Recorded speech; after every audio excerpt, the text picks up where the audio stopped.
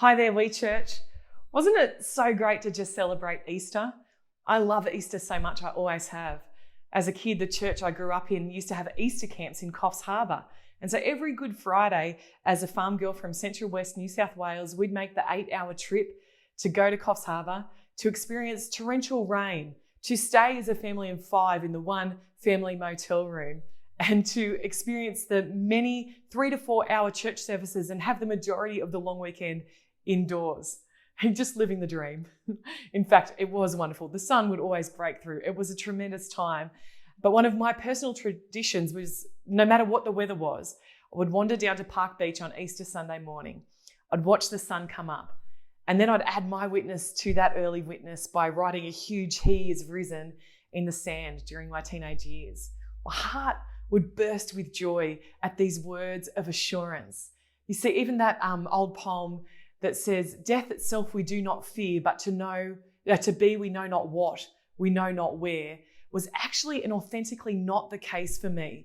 I had a complete and comprehensive confidence in my eternal security. I knew that He is risen meant that my eternity was looked after.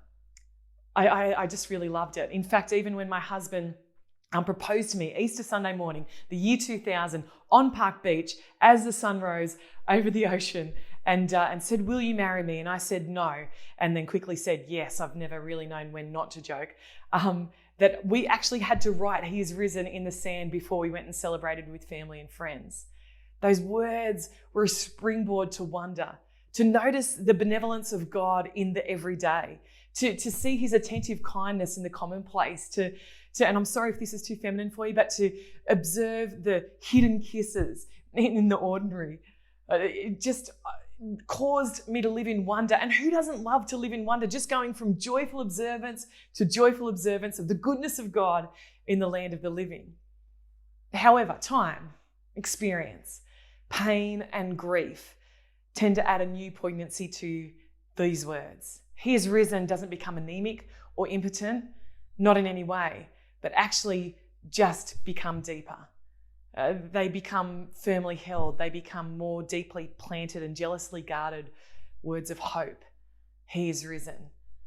They actually add weight and consequence to scriptures like Revelation chapter 11:15, talking about the end of days, that say the kingdom of the world has become the kingdom of our Lord, and He will reign forever and ever.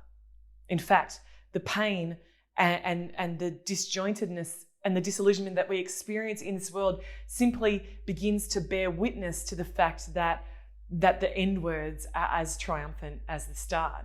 Romans chapter 8 talks about the fact that all of creation is groaning, longing for the liberation of what it is currently experiencing, which is a bondage to decay. It says that our bodies groan in the same way, experiencing the same thing. And it says that the Spirit Himself also adds His groan to it on our behalf. So we understand that actually it's all coming to an end. But these words give us comfort in the midst of our confusion. They galvanize us in the midst of our grief, and they bring us peace in the midst of our pain. So may you, as you watch and see the decay around you, whether it's the decay of our physical earth or social integrity or relationships, may you remember the words of Romans chapter 8 and verse 18 that says that our present sufferings do not compare with the glory that will be revealed in us. Not even just to us, but in us. May you remember the words of James chapter 1 verse 12 that says that blessed is the one who perseveres, for they shall receive the crown of life. And may the words be firmly held, deeply planted, and jealously guarded in you, that He is risen. And may they echo in the recesses of your heart until the day He calls us home. Bless you, We Church.